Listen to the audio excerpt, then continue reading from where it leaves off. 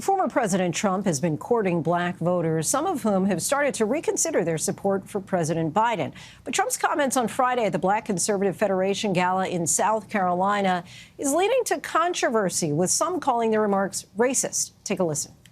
And a lot of people said that that's why the black people like me, because they have been hurt so badly and discriminated against. And they actually viewed me as I'm being discriminated against. It's been pretty amazing, but it possibly, I don't know, maybe there's something there. That was said in front of hundreds of black conservatives. What was their reaction? We're joined now by 4 black Republicans who were all in the room. Abdul Ali, Operations Director at Frederick Douglass Foundation of North Carolina. Tia Bess, National Director of Engagement for Moms for Liberty. Kevin McGarry, co-founder of Every Black Life Matters. And Sharice Lane, a student at Florida A&M University. Thank you all so much for joining us.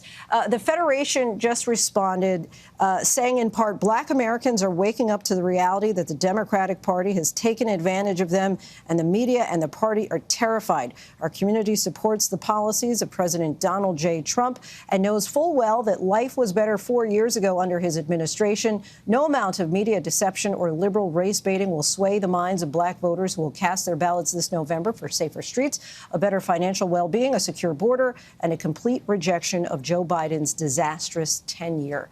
So you all were all there. A quick show of hands. Do you believe his comments were in any way racist? Nobody. OK. Abdul, what were your thoughts that night when you heard these comments during the event?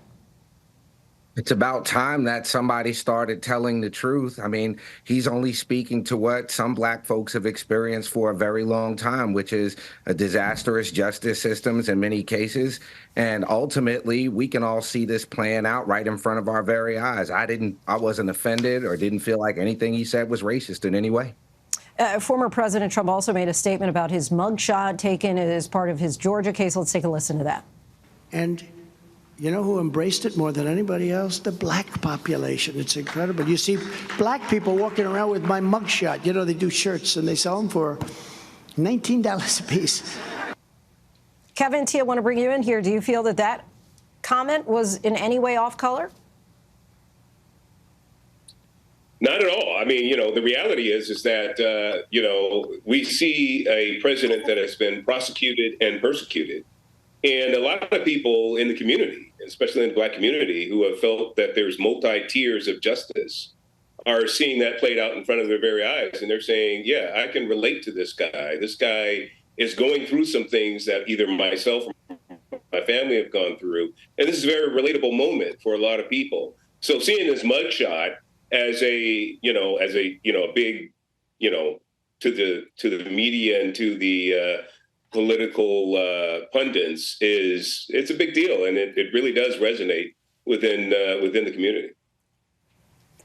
Tia, want to get your comments there. Well, no, I agree, especially coming from an education perspective. You know, he didn't say, if you're not black if you don't vote for me. You know, he was just stating the truth, and that's what sometimes we need to hear.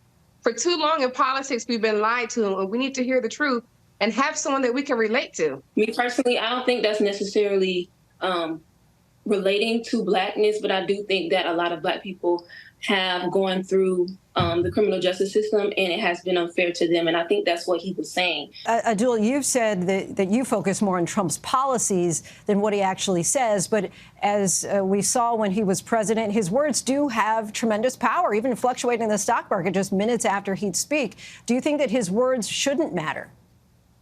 His words absolutely do matter, and I'm less concerned with something said in jest, and I'm more concerned with the fact that we had a president who actually took on criminal justice reform with the First Step Act. And unlike the Biden administration and the Democrats, he set forth a platinum plan for black economic empowerment, something we've seen nothing of the sort from the Democrats. Kevin, your thoughts as far as, do you feel that there have been some policies in the past, well, while he was president for 4 years, that black people benefited from?